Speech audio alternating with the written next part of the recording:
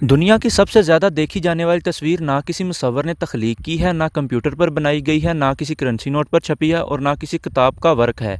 इस तस्वीर का नाम ब्लिस है। बहुत से लोग ये मानने को तैयार नहीं होते कि किसी तस्वीर को 1 अरब अफराद पहचान सकते हैं, लेकिन जब वो खुद इस तस्वीर को देखते हैं तो तस्लीम किए बगैर कोई चारा नहीं रहता। ये तस्वीर अमेरिकी फ़ोटोग्राफ़र चार्ल्स ओरियर ने जनवरी 1998 में खींची थी। वो कैलिफोर्निया के शहर सेंट हेलेना में अपने घर से नापा वैली की तरफ जा रहे थे, जो सैन फ्रांसिस्को के शिमाल में वाक़ा है। उनका इरादा अपनी गर्लफ्रेंड डेफनी से मिलने का था, जिसे उन्होंने बाद में शादी कर ली थी। उन्हीं दिनों एक तूफ़ान वहाँ से गुजरा था और बारिशों की वजह से मौसम हसीन और मंजर दिलफरेब था। सोनामा हाईवे से गुजरते हुए चार्ल्स को हरियाली से ढकी हुई पहाड़ी दिखाई दी। उन्होंने गाड़ी रोककर अपने पुराने कैमरे से चंद तस्वीरें लीं।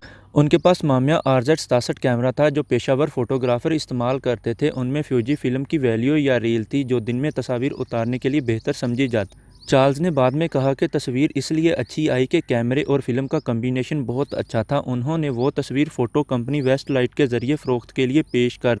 ये गेटी इमेजेस जैसी कंपनी थी, जिसे उन्होंने एक दोस्त के साथ मिलकर कायम किया था। वेस्टलाइट को बाद में बिल गेट्स की कंपनी कोरबस ने ख़रीद लिया। चार्ल्स ने बताया कि 2000 में माइक्रोसॉफ्ट ने उनसे रब्ता किया कि वो तस्वीर ख़रीदना चाहते हैं। उन्होंने इतनी बड़ी रकम की पेशकश की कि चार्ल्स के होश उड़ गए। उनके बकौल ये दुनिया में किसी भी फ़ोटो के लिए अदा की गई दूसरी बड़ी रकम थी। उन्होंने राजदारी के मुआहदे जो कि माइक्रोसॉफ्ट की कंपनी के साथ किया गया था, उसकी वजह से किसी के साथ भी इसकी अदा की गई रकम के बारे में ज़िक्र नहीं किया गया, लेकिन ख्याल रहे कि इस रकम के लिए लाखों डॉलर अता किए गए थे। जब उन्होंने माइक्रोसॉफ्ट को कोरियर से फ़िल्म भेजने की कोशिश की तो तमाम कंपनियों ने माजरत कर ली, क्योंकि तस्वीर इनकी इंश्योरेंस कवरेज से ज़्यादा महंगी हो चुकी। आखिरकार चार्ल्स खुद माइक्रोसॉफ्ट के सदर दफ्तर गए और फ़िल्म देखकर मुआहदे पर दस्तखत कर दिए। उन्होंने तस्वीर का इन्वान बेकोले ग्रीन हिल्स रखा था, लेकिन माइक्रोसॉफ्ट ने इसे ब्लिस का नाम दे दिया और विंडोज़ XP का डिफ़ॉल्ट वॉलपेपर बना डाला।